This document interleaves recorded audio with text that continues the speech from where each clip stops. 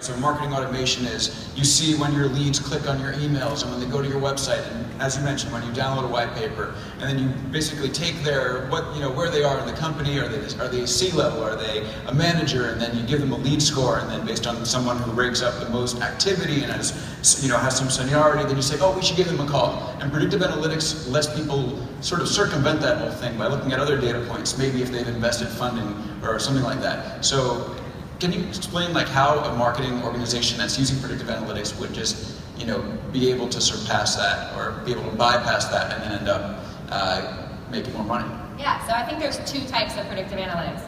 It's actually two categories. Most companies in the predictive analytics space fall into the category of predictive lead scoring. And that's what you're talking about. They have a new SaaS enterprise, there's attributes about a company, attributes about a contact. They crawl the web, they scrape.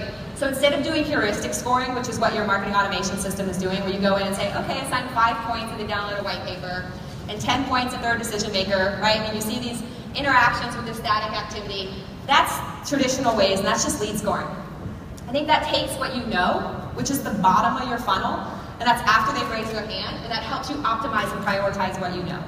The true value, in my estimation, is finding net new, finding those buyers before they raise their hand, right? So using predictive, it's I think of it as marketing tech meets ad tech. So using the ad technologies and using the impression data and everything you have in the external world, plus all the activities that are happening on these publisher sites outside of your world in anonymous web data, tying that together, and B2Bs have that luxury because you can tie it at the company level. You can take all those anonymous people, forget about cookies, you can tie it back at the company level through an IP address and know that those are those companies and use that data to make predictions. And so I think the value is really beyond just pushing it into sales or marketing automation, but using it for full funnel marketing and sales.